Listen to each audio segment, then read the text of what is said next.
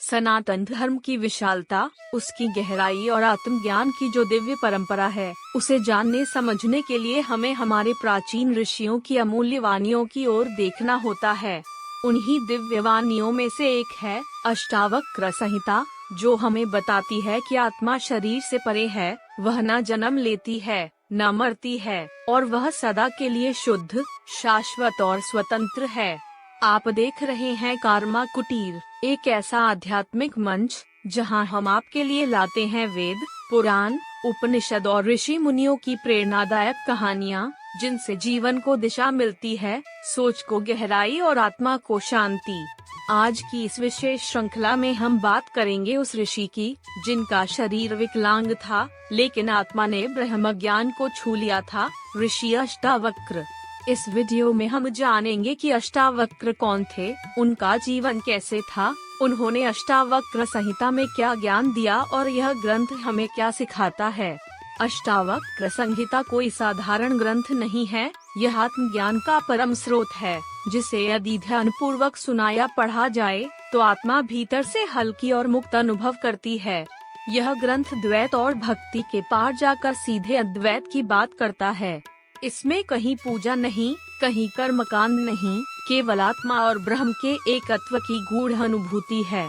इसमें न राजा है, न रंग, न पुरुष, न स्त्री, न सुख, न दुख, केवल साक्षी भाव है। अष्टावक्र कहते हैं, तू न यह शरीर है, न मन, न बुद्धि, तू तो वह है जो इन सबसे अलग है, परमात्मा है। यह ग्रंथ राजा जनक और ऋषि अष्टावक्र के संवाद के रूप में रचा गया है, जिसमें ज्ञान की पराकाष्ठा है।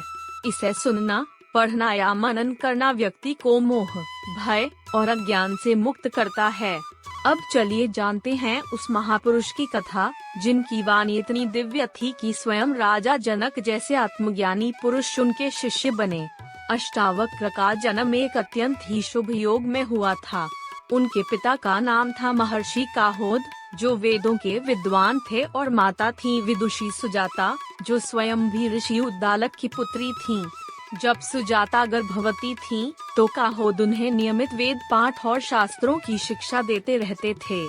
लेकिन वो नहीं जानते थे कि गर्भ में जो बालक पल रहा है, वह केवल शरीर नहीं था, वह तो चेतना का साक्षात रूप था।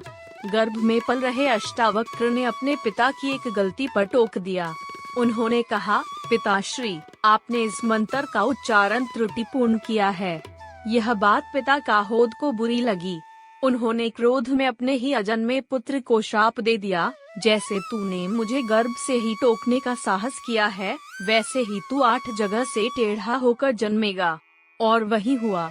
जब अष्टावक्र का जन्म हुआ, तो उनका शरीर गर्दन, हाथ, पैर, पीठ और छाती समेत 8 स्थानों से टेढ़ा था। इसी कारण उनका नाम पड़ा अष्टावक्र। लेकिन उनका मन, बुद्धि और आत्मा स्वच्छ, सीधी और दिव्य थी। वे बालपन से ही ज्ञान में रुचि लेने लगे थे। उनके हाव भाव, वाणी और दृष्टि में जो गहराई थी, वह सामान्य नहीं थी। लोग उनके शरीर को देखकर उन्हें हंसी का पात्र बनाते, लेकिन वे कभी विचलित नहीं हुए, क्योंकि उन्हें अपने स्वरूप की पहचान थी। वे जानते थे कि वे यह शरीर नहीं, शुद्ध आत्मा हैं। इस प्रकार बाल्यकाल से ही उनका जीवन संघर्षों से भरा रहा, लेकिन उनके भीतर आत्मबल की कोई कमी नहीं थी। जैसे जैसे अष्टावक्र बड़े हुए, उन्हें यह जानकारी मिली कि उनके पिता महर्षि काहोद एक समय राजा जनक की सभा में एक विद्वान पंडित वंदी से शास्त्रार्थ में हार गए थे। उस समय यह नियम था कि जो भी वंदी से हारता था, उसे जल में डुबोकर वरुण देव को अर्पित कर दिया जाता था। उसी नियम के तहत अष्टावक्र के पिता भी पराजित होकर नदी में भेज दिए गए थे। जब अष्टावक्र को यह सच्चाई पता चली, तो उनके हृदय में पिता के लिए सम्मान और करुणा उमड़ आई। वे केवल 12 वर्ष के थे, पर उनके भीतर आत्मबल और ज्ञान की अग्नि जाग चुकी थी। उन्होंने निश्चय किया कि वे अपने पिता का सम्मान पुनः प्राप्त करके ही लौटेंगे। उन्होंने अपने चचेरे भाई श्वेतकेतु के साथ मिथिला की यात्रा शुरू की, जहां राजा जनक की सभा लगती थी। वहां जाने के लिए उन्हें लंबा मार्ग तय करना पड़ा, लेकिन उनका निश्चय अडिग था। जब वे राजसभा के द्वार पर पहुँचे, तो द्वारपालों ने उन्हें भीतर जाने से मना कर दिया क्योंकि उनका शरीर टेढ़ा मेढ़ा था और वे एक छोटे बालक लगते थे। लेकिन अष्टावक्र ने शांत स्वर में कहा, जो ज्ञान के योग्य है उसे उसका शरीर नहीं बल्कि उसकी बुद्धि पहचानती है। मैं राजा जनक से शास्त्रार्थ करने आया हूँ। उनके आत्मविश्वास को देखकर द्वारपाल उन्हें भीतर ले गए। जब वे सभा में पहुँचे तो वहाँ उपस्थित विद्वान पंडितों ने उन्हें देखकर हंसी उड़ाई। उनका टेढ़ा शरीर देखकर सभी उन्हें छोटा और अयोग्य समझ बैठे, लेकिन अष्टावक्र शांत रहे। उन्होंने सभा की ओर देखकर कहा, मैंने सुना था कि यहाँ विद्वान जन एकत्र होते हैं, लेकिन मुझे तो ऐसा लग रहा है जैसे यहाँ केवल चर्म व्यापारी बैठे हैं, जो शरीर को देखकर किसी की योग्यता तय करते हैं।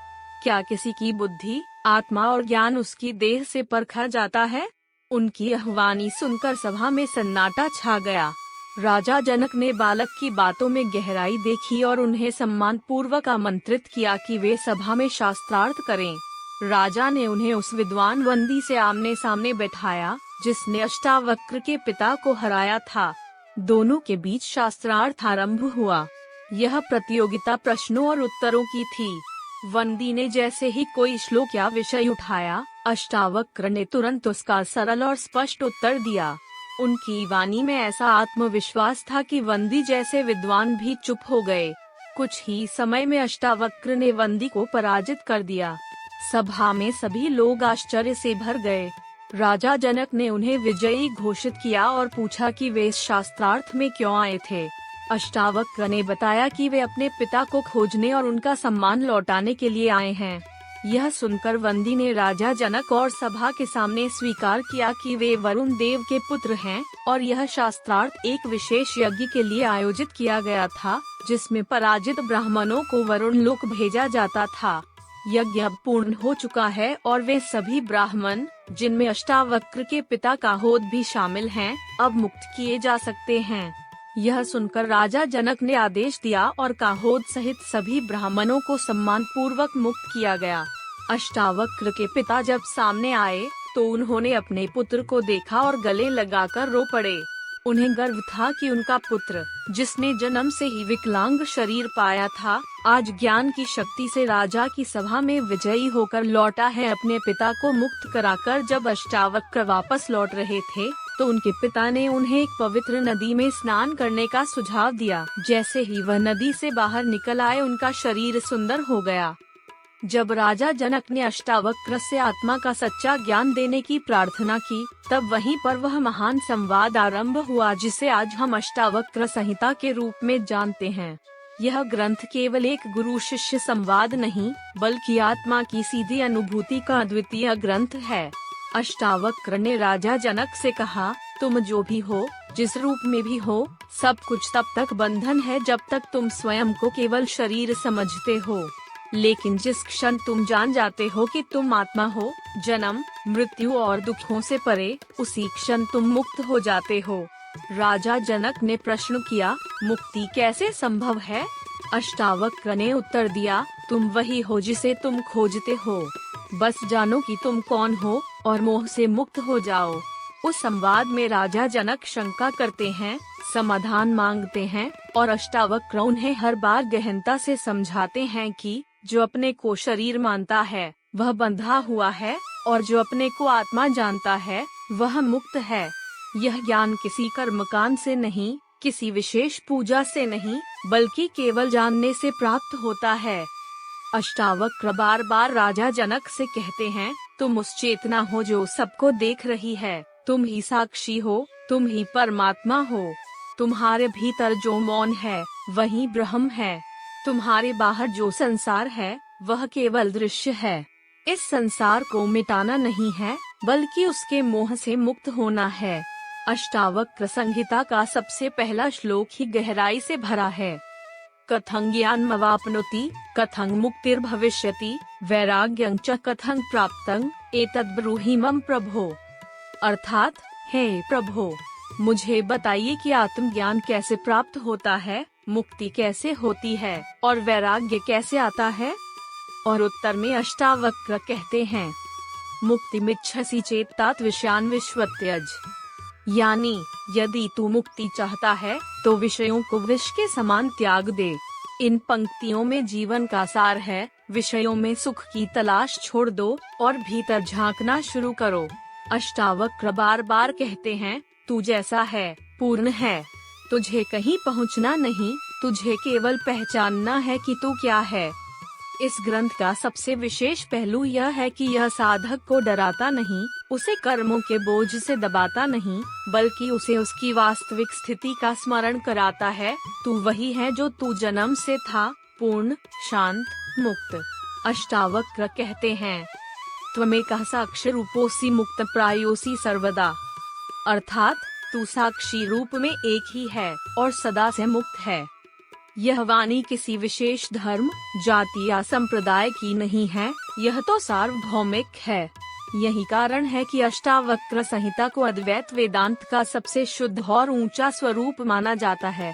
यहाँ कोई कर्मकांड नहीं, कोई कथा नहीं, कोई डर नहीं, केवल एक सीधी बात है, तू ब्रह्म है। जब राजा जनक इस गूढ़ ज्ञान को सुनते हैं तो उनका मन स्थिर हो जाता है। वे संसार के प्रति उदासीन नहीं होते, लेकिन उसमें लिप्त भी नहीं रहते। वे कहते हैं, अब मैं देख रहा हूँ कि जो कुछ भी हो रहा है वह सब बाहर है। मेरे भीतर जो मौन है, जो शांति है, वह अडोल है, अचल है, अमर है। और अष्टावक्र कहते हैं, तू वही है, अचल, अमर, अडोल। जो व्यक्ति अष्टावक्र संहिता का पाठ करता है या उसे ध्यान से सुनता है, उसके भीतर विचारों की हलचल शांत होने लगती है। इस ग्रंथ को बार बार पढ़ने से कोई पूजा की अनिवार्यता नहीं होती, बल्कि यह आत्मा को उसकी जड़ों से जोड़ता है। अष्टावक्र संहिता केवल एक ग्रंथ नहीं, आत्मा का दर्पण है। राजा जनक जैसे सम्राट ने जिस क्षण इसे हृदय से सुना, वे एक ही पल में आत्मबोध को प्राप्त कर गए। उन्होंने कहा, अब मैं जान गया हूँ कि मैं कौन हूँ। न मैं राजा हूँ, न प्रजा का स्वामी, न ही शरीर, मैं तो वह साक्षी हूँ जो सबको देख रहा है। अष्टावक्र मुस्कुराए और बोले, यही सत्य है। जिसे यह समझ आ गया, उसे और कुछ जानने की आवश्यकता नहीं। यह ग्रंथ बताता है कि मुक्ति कहीं बाहर नहीं, वह भीतर है। वह तुम्हारे विचारों की शांति में छुपी है, तुम्हारे मौन में है, तुम्हारे साक्षी भाव में है। यह संसार न तो बुरा है, न ही अच्छा, यह केवल है। जब तुम इसे जैसा है वैसा देखना शुरू कर दो, तब ही तुम मुक्त हो जाते हो। अष्टावक्र कहते हैं, तू वह है जो किसी परिवर्तन से नहीं बदलता, जो जन्म नहीं लेता, जो कभी मरता नहीं, जो हर समय एक सा रहता है। तू आत्मा है, ब्रह्म है, शुद्ध है, शांत है। इन शब्दों को केवल पढ़ना काफी नहीं, उन्हें भीतर उतरने देना होता है। जैसे कोई संतान माँ की गोद में लौटती है, वैसे ही आत्मा इस सत्य में लौटती है। आज के समय में जब लोग तनाव, डर और भविष्य की चिंता में उलझे हैं, तब अष्टावक्र संहिता उन्हें याद दिलाती है, तू जहाँ है, जैसा है, ठीक है। बस तू अपने भीतर लौट। तू जो खोज रहा है वह तू खुद है। यह ग्रंथ हमें ये नहीं कहता कि जीवन को छोड़ दो, बल्कि यह कहता है, जियो पर उसमें फंसो मत। काम करो लेकिन कर्ता मत बनो। प्रेम करो पर आसक्ति मत पालो। यही सच्ची आध्यात्मिकता है। राजा जनक जैसे गृहस्थ जिन्होंने संपूर्ण राज्य चलाया, धर्म निभाया, वही जब इस ज्ञान को अपनाते हैं तो यह सिद्ध होता है कि मुक्ति हर व्यक्ति के लिए संभव है। कोई संन्यास ले या न ले, कोई पूजा करे या न करे, बस सत्य को जान ले। यही ग्रंथ का गूढ़ संदेश है, तू पूर्ण है, तुझे कुछ और बनने की जरूरत नहीं। अष्टावक्र का जीवन हमें सिखाता है कि शारीरिक विकलांगता कोई रुकावट नहीं है। यदि भीतर आत्मज्ञान है तो दुनिया तुम्हारे चरणों में झुकती है। उन्होंने अपने पिता को सम्मान दिलाया, राजसभा को मौन कराया और फिर आत्मज्ञान का ऐसा दीप जलाया जो आज भी जला हुआ है। उनके श्लोक आज भी शांति देते हैं, डर मिटाते हैं और आत्मा को उसकी वास्तविकता से जोड़ते हैं। अष्टावक्र संहिता को सुनना और पढ़ना केवल एक ग्रंथ पढ़ने जैसा नहीं, यह आत्मा को उसके घर लौटाने जैसा है।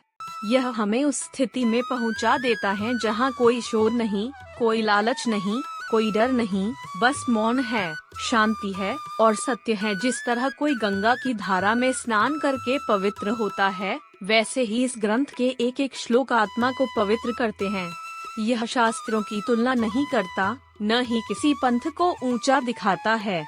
यह केवल सत्य की ओर ले जाता है, बिना शोर के, बिना प्रचार के, केवल मौन में।